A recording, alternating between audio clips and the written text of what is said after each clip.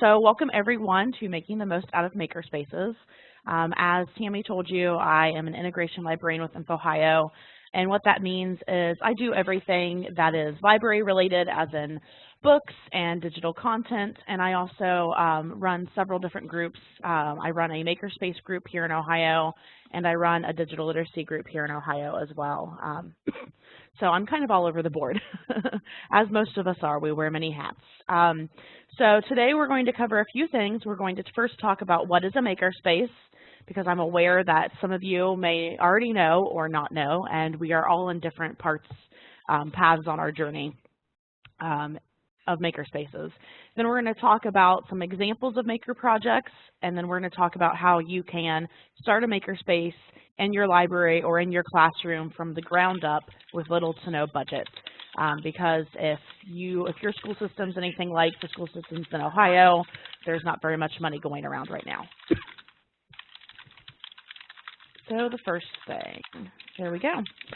So what is a makerspace? A makerspace is a hands-on space with tools to encourage students to design, experiment, build, and invent as they engage in engineering, tinkering, and creating. And I always like to add collaboration at the end because they are collaborating. It's also a combination of a science lab, a wood shop, a computer lab, and an art room, which should be designed to accommodate a wide range of activities, tools, and materials. Just like our students have a wide range of interests and our students are a wide range of personalities, your makerspace should be too. Makerspaces can also be known as a DIY or do-it-yourself lab, a fab lab, which stands for fabrication laboratory, or a creation station. And new names for makerspaces are coming out all of the time. So some examples of some maker projects that, that I've pulled. The first one is combining Legos and a piece of technology called Raspberry Pi. The next is making bracelets or anything out of old book pages. So for you librarians out there who weed your collections, do not get rid of your books. Keep your weeded books and use those for different book art. You can also make a completely playable guitar out of cardboard and string, which is great if you have some poverty-stricken students who can't afford to purchase their own guitar. There are also these things called make-do kits, where it is literally all of these different plastic pieces that you see that come in a tube, and the idea is you can create anything you want out of those pieces and put them together in many shapes. You can use technology called little bits to build or make robots. Or you can do something on the low end of technology and make duct tape roses or really anything out of duct tape. On a side note, duct tape has a prom contest every year, and if you make your prom dress or your tuxedo or both out of duct tape and you submit it, they give away scholarships each year to the best candidates, the best creative candidates. Some more examples for you. We have what is called a hummingbird kit to create projects based upon electronic technology and circuitry. You can also use a kit called an Arduino to create technology. In this case, the technology is put with a cell phone, so it talks back to you. You can also do something on the low-tech end and make purses out of yarn, or rainbow looming was really popular in Ohio for a few years. You can also do 3D printing. 3D printing has blown up, at least here in Central Ohio where I live. And I will tell you that 3D printers are becoming cheaper and cheaper. Mattel, the people who make Barbie, are actually coming out with a 3D printer that costs $500. And most 3D printers cost about $1,000. So I think that's going to be a game changer for sure. Then you have this clay-like substance. All the different colored pieces on this camera are called Sugru, S-U-G-R-U, and it's essentially like modeling clay, but what it does is it hardens in such a way that it hardens to the consistency of plastic. So as you see here, it's been used to replace the broken pieces on this camera. One of my students, actually, his laptop charger broke, and he built the pieces that he needed to make the laptop charger work again out of Sugru, which was really cool and an ingenious way because, as we all know, laptop chargers are not cheap. Another piece of technology is called Sphero. There's many different kinds of Spheros out there, but essentially it is a remote-controlled robot. But there are two different programs for Sphero. There's the one that you see here, which is basically a remote-controlled robot or ping-pong ball because it's the shape of a ping-pong ball. Then the step up is that you actually do the programming of the app and the programming of telling it where to go, which is really cool. So I've shown you a lot of different projects. Excuse me, and these all differ in prices, and they all differ in technology and expertise. Before we talk about how do you start, I want to tell you that the coolest thing about a Makerspace, there's two cool things about a Makerspace for me. One is you do not have to be the expert in everything. By nature, human beings are not experts at everything. We're just not. And as a librarian, I always tell my students, if I can't tell you the answer off the top of my head, I will dig until I can find you the answer. And the same thing goes for if I don't know how to do it, I will dig until I can figure out how to do it, or I will find someone who knows how to.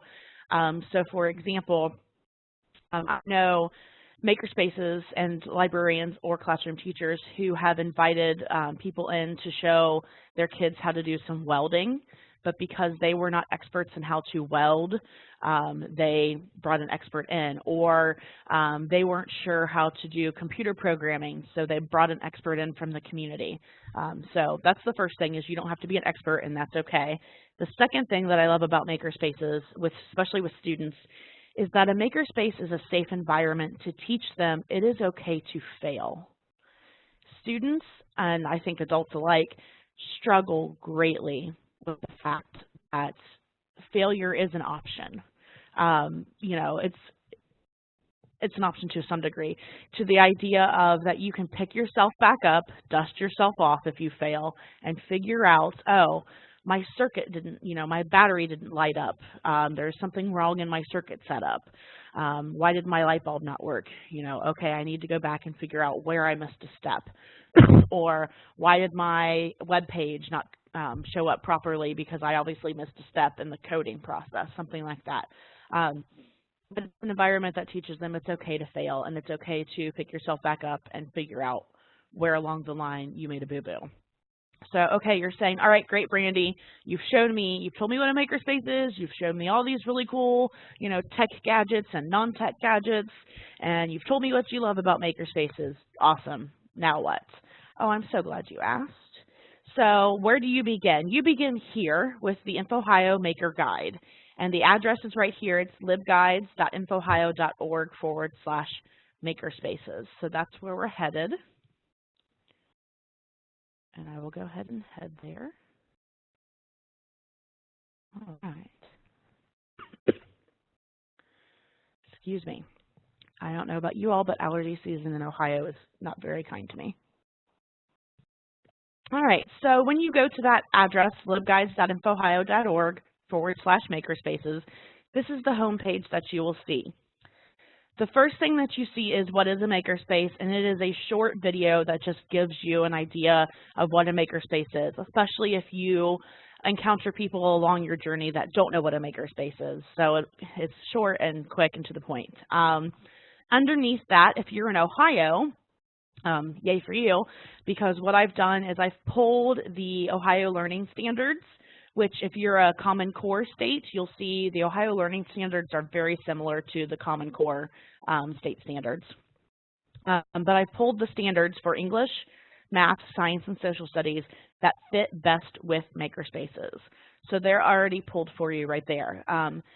This kit is always being changed and is always being added to. So this summer I plan to add standards for what I call support services, also known in the elementary school world as specials, so art, music, and PE, and then library services as well. So the standards will just keep growing. And right now, Ohio is rewriting their technology standards, so as soon as those are out, the technology standards will also be put into here as well.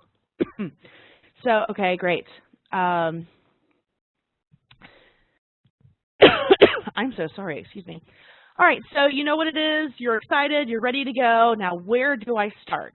That's such a good question. You have to decide how well you know your administrator and how well your administrator knows you and knows the work that you do. I usually tell people to start with this button that says advocacy. But there is also the phrase, it's sometimes better to ask forgiveness than permission. You decide. I'm not you. I don't know you and your relationship with your administrator. But if you decide to take the advocacy route, the route of I need to have permission before I can start, this is a great place for you to start.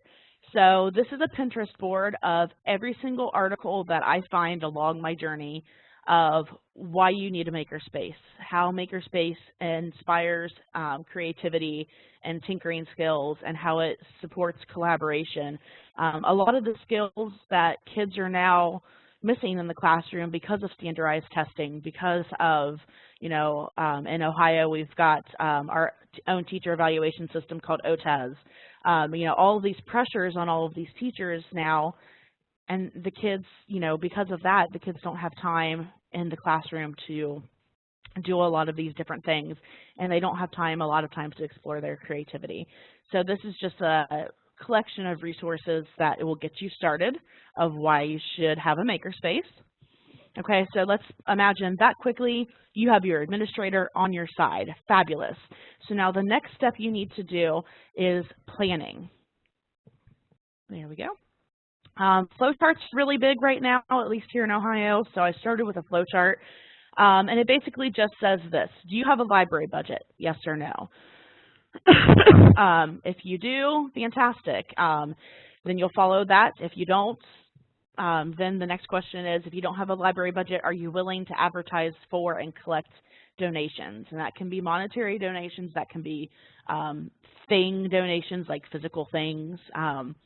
So then you have to decide how much are you willing to work on this. And as you go through the flowchart, it gives you advice.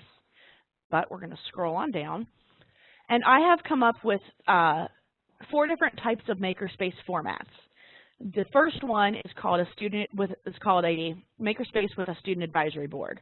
A lot of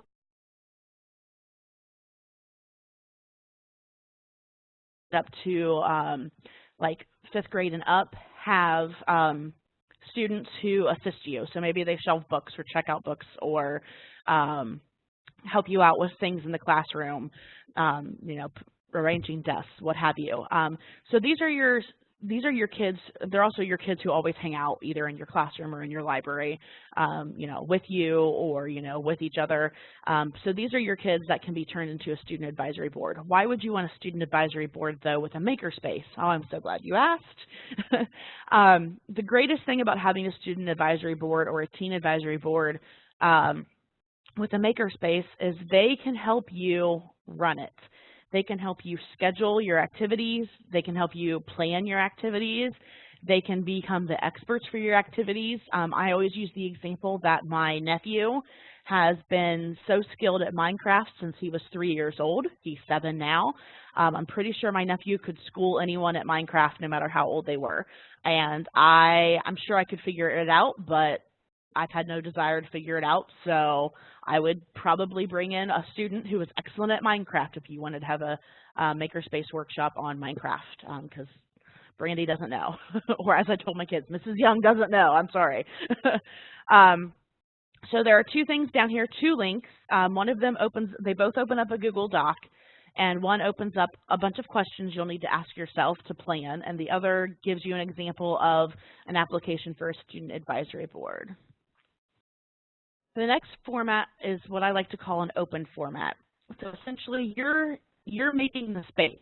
So whether that's a classroom, a library, a computer lab, what have you. And then you decide when the makerspace will be open and when students can attend. Are you going to have pre-prepared activities and pre-prepared instructions? Or are you going to have what I call open-end activities that is just a bunch of, stuff, so a bunch of Legos, a bunch of Connects, a bunch of craft type items, a bunch of robotics, and just say, go for it, my children, have fun. So it is really what you want and what works best for your kids. And there's nothing to say that once you start one of these formats that you can't change it. You can change it however you want.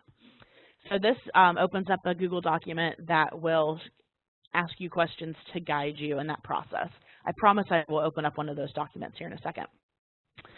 So then the program format.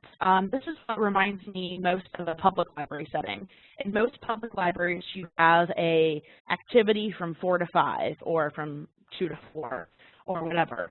So this would be a set time or rotating time before school, during school, after school. So it depends again on your setup, where students would learn a new skill with either an expert or an instructor, or they would follow directions themselves, or they would still have that time to have what I call the open makerspace. You can just, you know, make whatever you want with no instructions, but it's from 4 to 5 or whatever.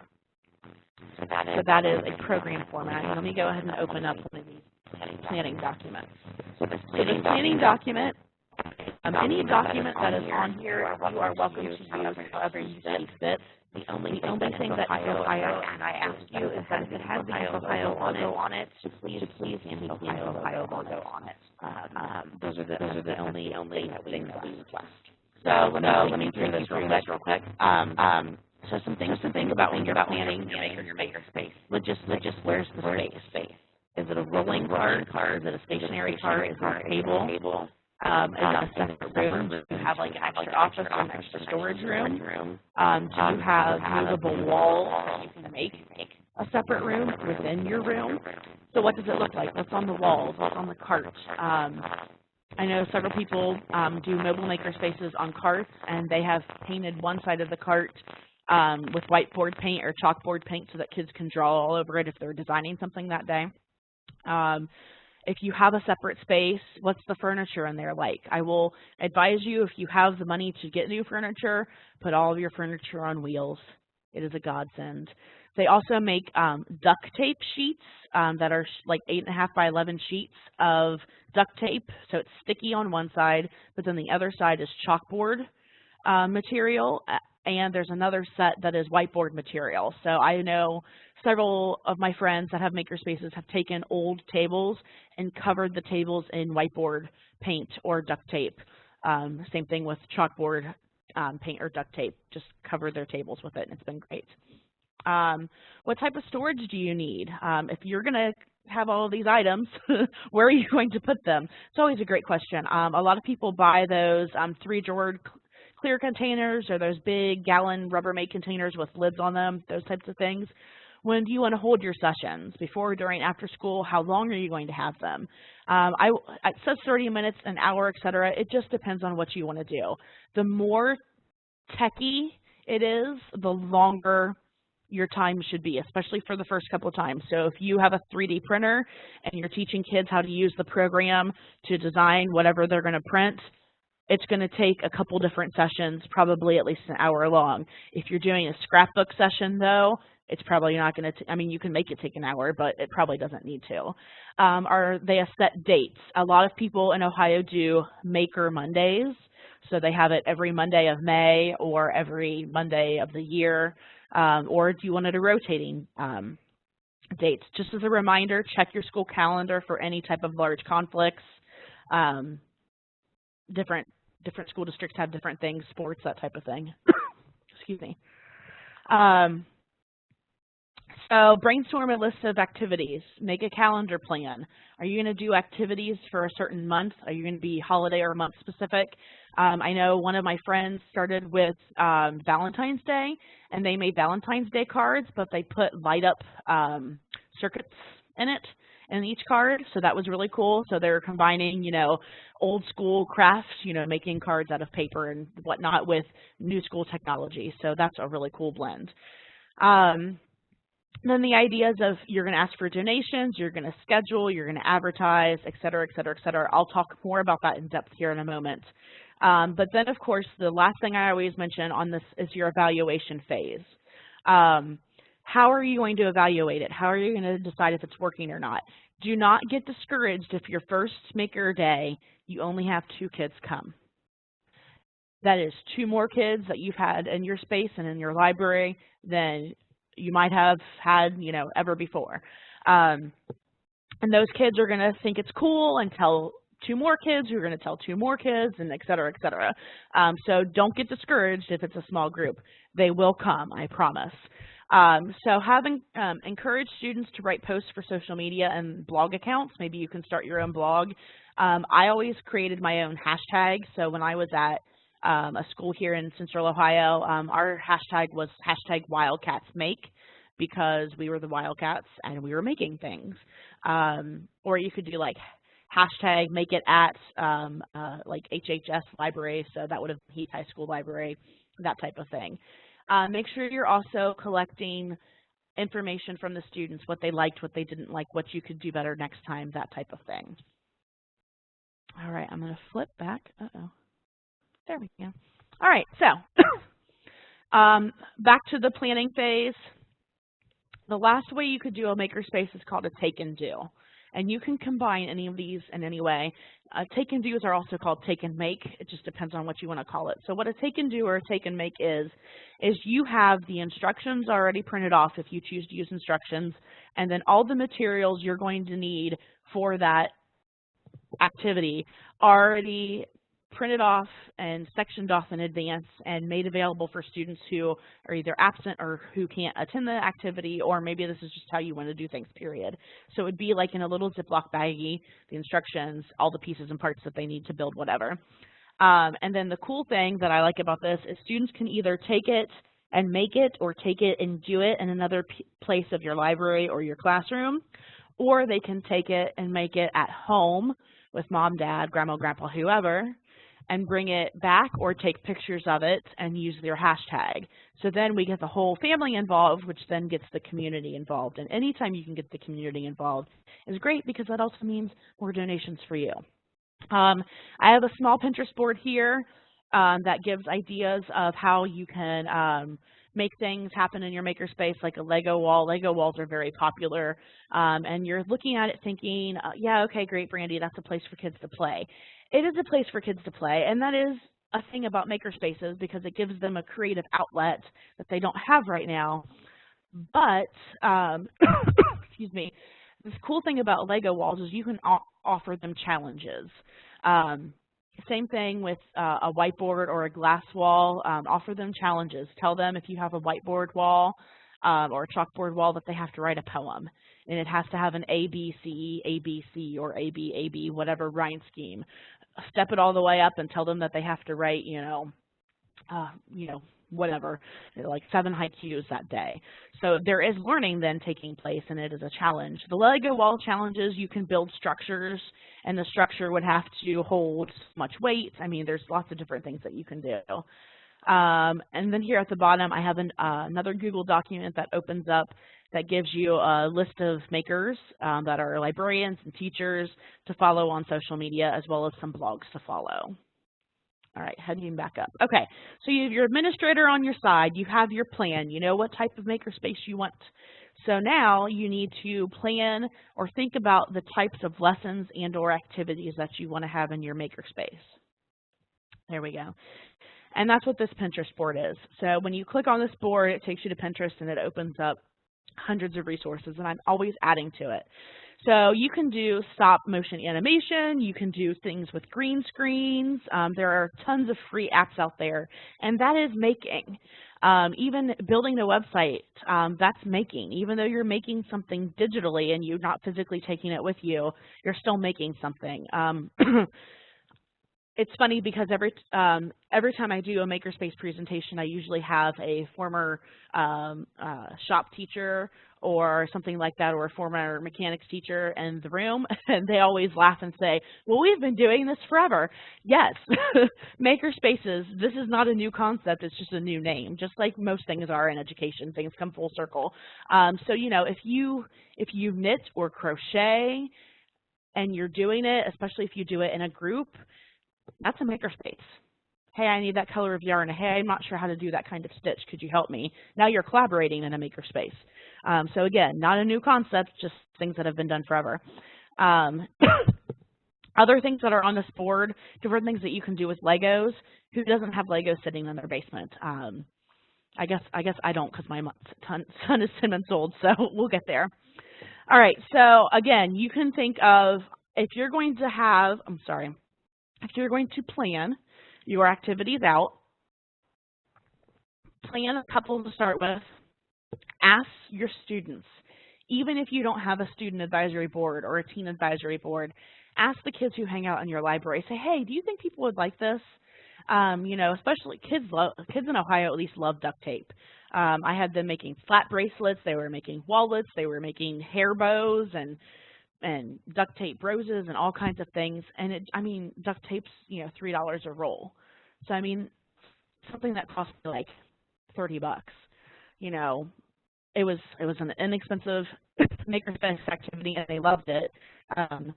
I did have a couple that flopped. I did do a Minecraft one, and I had one kid show up, which isn't a total failure, but, you know, that is a bummer. But then I just went back to my kids and said, hey, what are you guys into? What are you doing right now?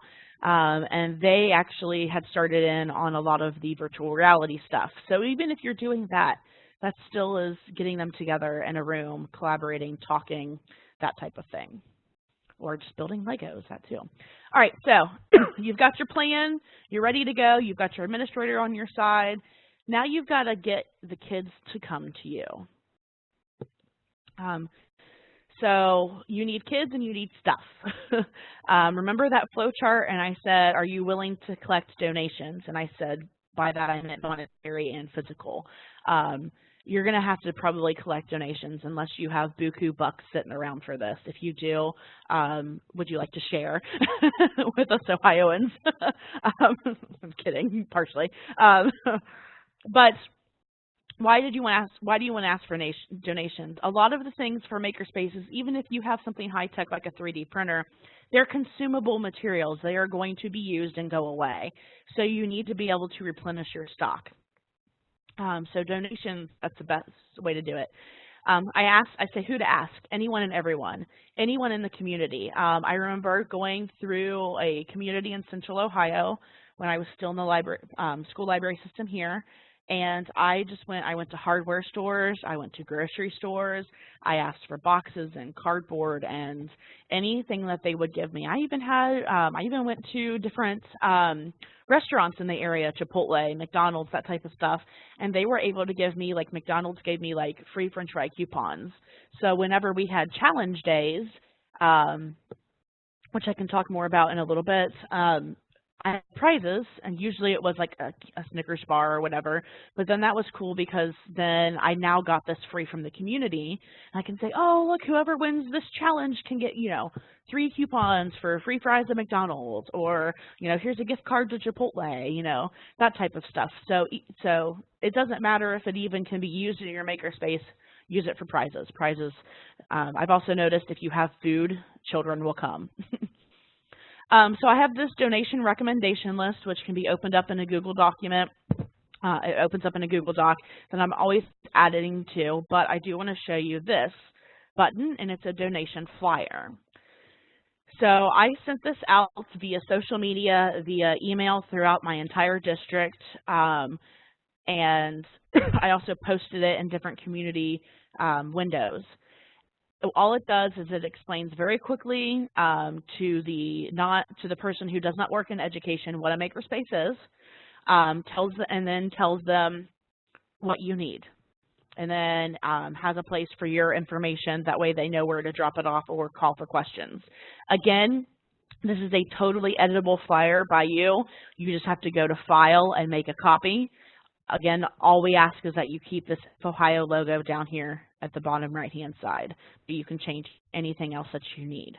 I have a Makerspace person in Central Ohio here who used that flyer and then posted on her social media accounts for her library that she needed 6 tables that were approximately this long and this high, and she came to her library the next morning and she had 3 tables sitting there. She has no idea where they came from other than someone in the community donated them. So you can even get furniture donated to you. All right, so you have all your stuff, you have your plan, you're ready to go. Now you need children to come to you. So, excuse me. Just some places here, some examples of school announcements that you can use. again, opens up in a Google Doc, and you can take it and use it. So there's, I think, like 6 different types of school announcements here, just to give you some idea of, you know, hey, do you have nothing to do after school? Hey, do you need, you're working on a project for science class or English class, and you don't have poster board or supplies. That's how a lot of makerspaces and libraries start. They start as, hey, I need a stapler. Hey, I need tape. Hey, I need crayons. Hey, I need, you know, markers or poster board. And that's how a lot of these things start and get rolling, which is great because for all of us librarians out there, we all know that the library is the center of the school, of course. And then if you're wanting a student advisory board, there's example announcements to get them excited to come. And then I also have, using Canva, I have some flyers here that you can open up and edit to your heart's content, and then print out that you can hang all over the school. When I was in college, I found out that the best place, no joke, to advertise for something was to hang flyers on the restroom stall doors. Which sounds funny, but it worked, and I have used it in every school system I've ever worked for. And whenever I ask kids, hey, how'd you hear about this? They usually don't say the announcements because a lot of times they ignore those, but they're like, oh yeah, in the bathroom. I'm like, awesome. So it's good to know that my tactics work. So now you have all your steps that you need, excuse me, to start a makerspace from the ground up. Before I show you the couple of tools from EBSCO that are really cool that will help with making, I want to tell you about this group that we have called iMakers. So iMakers are a group of librarians and classroom teachers who want to have a makerspace in their space, but they need some help. So whether that means they have just started or they haven't started at all and they're just like, oh, I want to learn more about this, all the way to we've got people in the middle of their journey, and we have people who have full-blown makerspaces that have been rocking and rolling for about 3 years. We have people in every spot of our journey. So it's not just limited to Ohioans. It's you can become an iMaker no matter who you are and no matter what state you're from. All you would need to do is to email me, and it's a Google group, or you can search for iMaker in Google Groups and I'll approve you.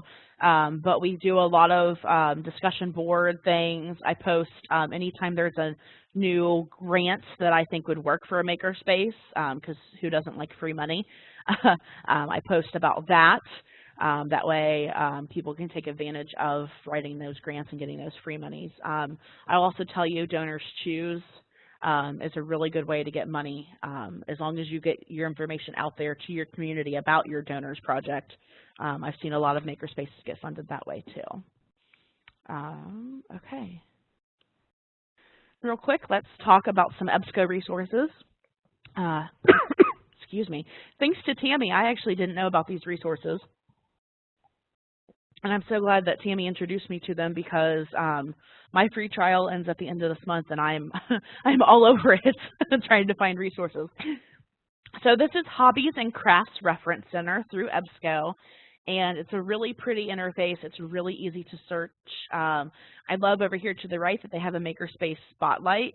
So it already talks about paper quilling. It tells the student and yourself what paper quilling is, because I have seen that before, but I didn't know that that's what it was called. You can browse by category, or you can just flat out do a search. One of my favorite categories is probably the kids crafts. And even though it says kids crafts, there's some pretty intense things in here, like the beading and the jewelry making. That can be pretty intense depending on how far you're going. Making soaps and candles, that types of thing. Card making, but let's go ahead and look at the beading and jewelry making because I like to make jewelry.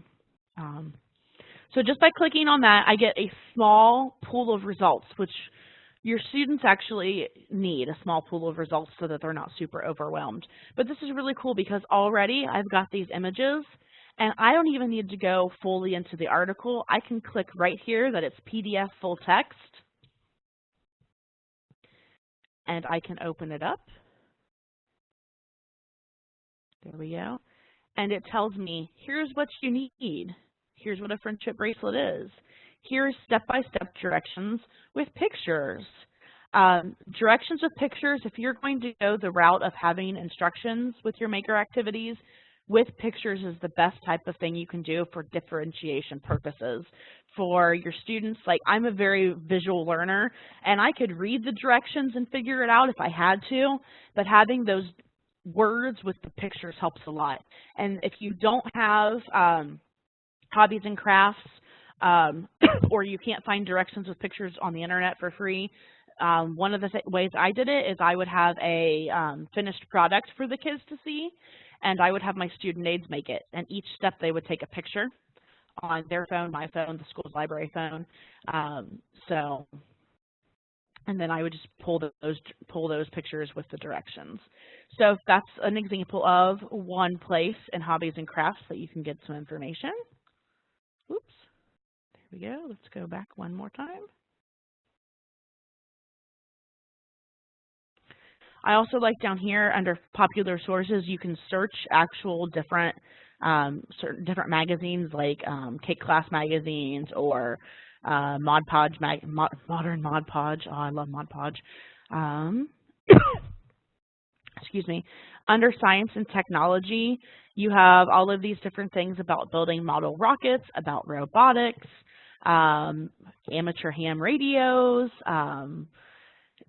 just really cool things that I had no idea were here. So let's look at robotics right quick.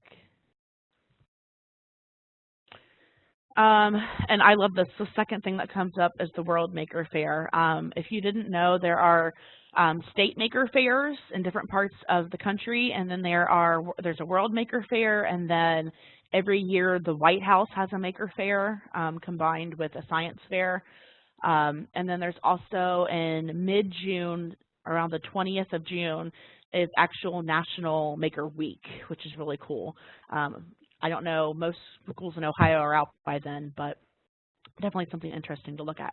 So you've got different articles here that will tell you about robotics. It's always great to give kids a background of robotics, especially if they're interested, especially if you have those books in your library already. You know, have a Makerspace project that is centered around robotics, and then a lot of kids are going to say, oh, I want to learn more about this. So they will ask you where, you know, the robotics books are or whatever. All right, the other thing I want to show you so that I make sure we have time for questions. This is also an EBSCO product called Flipster. And Flipster has all of these magazines. Excuse me. I don't know about you all, but right now adult coloring is very popular right now in Ohio. I believe probably worldwide, which is funny because I remember being a college student and coloring to relieve stress during exam week. But a super cool thing about the adult coloring feature in Flipster is that all of these are printable. So I actually love sugar skulls, so we're going to look at those. So I'm going to open that up, and it's going to load. There we go. So here's my full coloring book. There are my coloring pages. So you can print page by page, or you can print the whole coloring book. And coloring books now, because they're very popular, are very expensive. So look, I just printed it for free. Yay. Something else that a lot of Makerspaces are doing, especially during testing season right now, is they are blowing up coloring pages to fit the size of their library tables.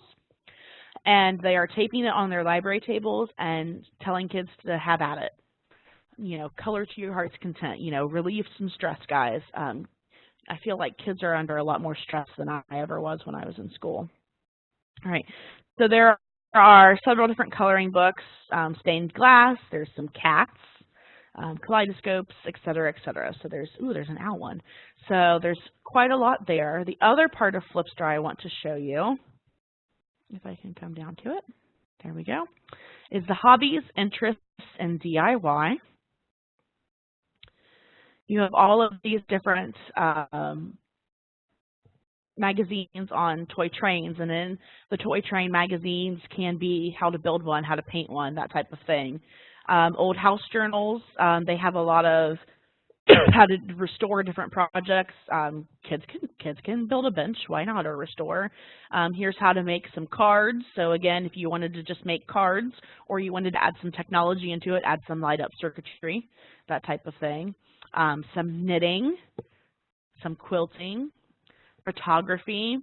That is, you know, that's a skill that's being phased out in some areas, but not quite in others. So teach the kids how to do photography, how to develop their own film, that type of stuff. There's also science and technology here. So some of the science and popular science magazines have different robots and look at different technology that exists right now. So, you know, the idea of pairing what you're doing with actual resources. That's really cool too.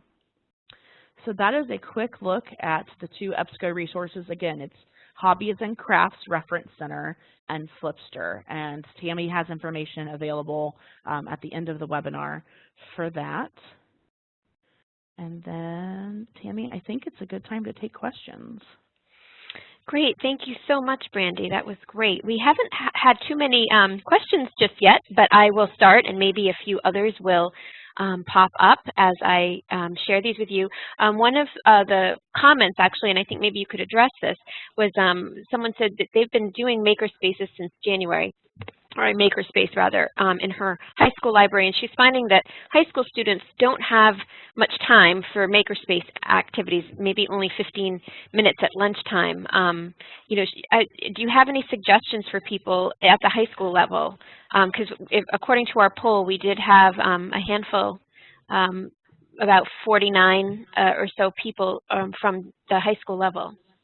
Right, absolutely. So that's a great idea. That's a excuse me, great time to do the take and do's, especially if they only have 15 minutes. So maybe have them start an activity in the library and then make sure it's something that they can take with them and finish. So it's something they're going to want to have all the pieces and parts for.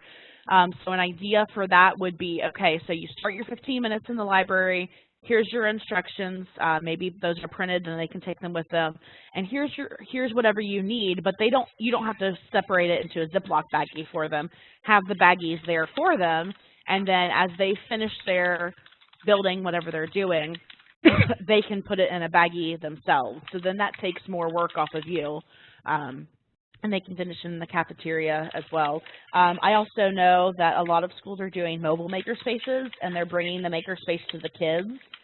One of my schools is going to try this coming fall. They're going to try to bring the 3D printer to the lunchroom. So they're going to have a setup of 4 or 5 computers, laptops that have the Tinkercad, which is a free program, Tinkercad. And kids are going to be able to build whatever they want, 4 or 5 at a time on Tinkercad. And then as kids are done, they'll start, the 3D printer will start printing their designs. And then the kids will just sign up for the computers each day. Same thing if you wanted to do something that was low tech. Okay, so you've got 5 to 10 spaces that day, make a separate table in the lunchroom and bring all your duct tape down. That type of thing, see what they make out of it. And then it becomes kind of a cool club because it's like, oh, I need to be the first to school and the first at the library to sign up that day. So that's a good way to do it. Good question. Okay, I have another question here. Well, this one's a quick one. What was the brand name of the permanent clay that you referred to? Oh yeah, it's Sugru, S-U-G-R-U. Great. And we will be making, just to remind attendees, we will be making this recording available next week. So if you wanted to go back and listen to any portions of the presentation over again, you may. Another question is, what if you get too many kids coming to your Makerspace? There's no such thing. Well, I mean, here's the thing, is it depends on your space, and it depends on your level of comfortability. The most kids that I ever had in my library at a time was 80, as in 80, and that was a little much because I didn't think the topic was that exciting, and they found out it was exciting. We were making flat bracelets, and why did I not think that was exciting to juniors and seniors? I don't know, but they loved it. So 80 was a little much. I know a lot of librarians have sign-up sheets, and they cut it off at 15, 20 kids, whatever you feel comfortable with.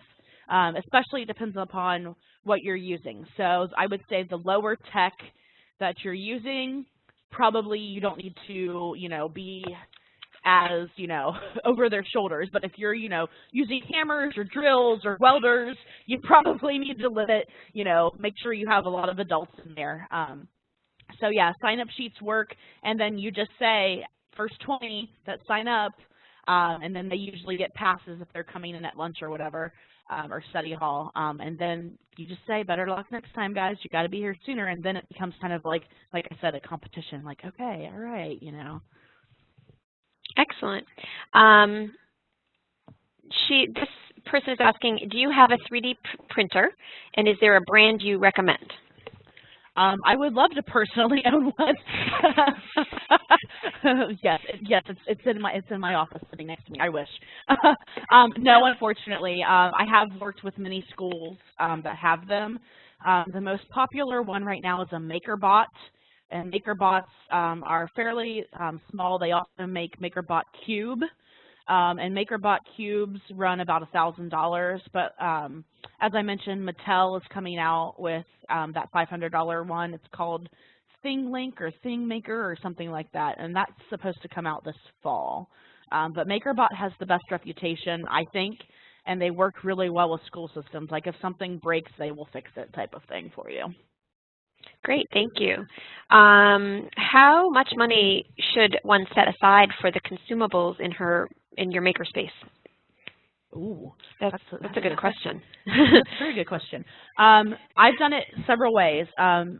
Me personally, I have done it where I had just a couple $100s, and some of that was from my own pocket because that was my choice. But I relied a lot on donations, You can also, I've seen people reserve, usually it's no more than $500 if you're not doing technology to replace consumables. But as I said, donations really, really help.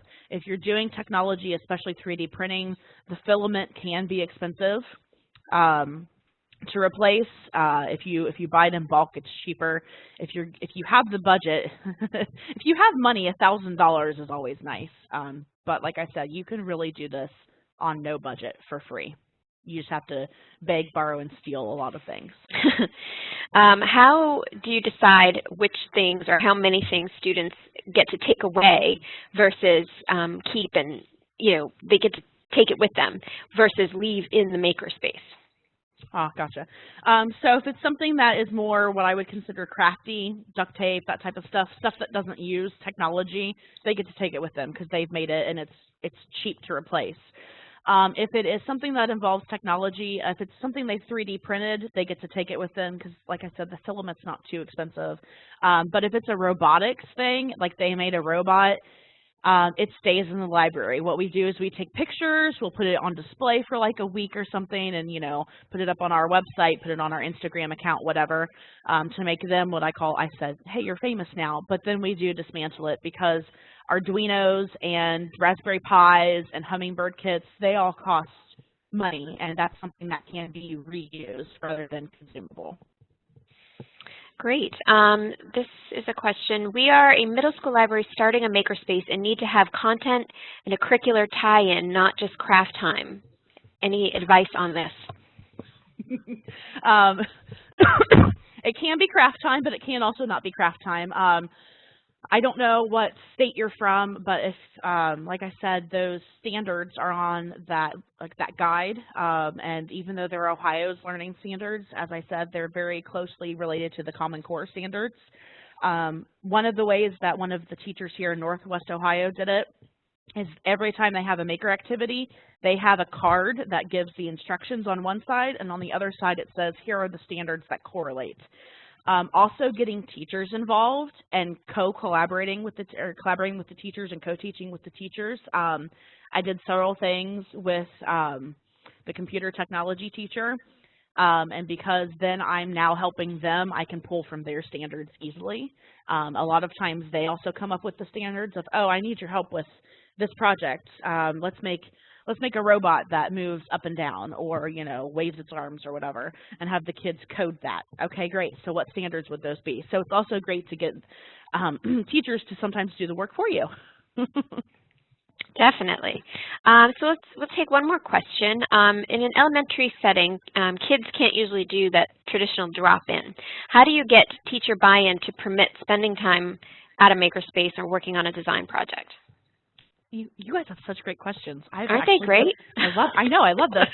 So I can speak from experience with that because I actually was in a K-5 library, 3 of them actually.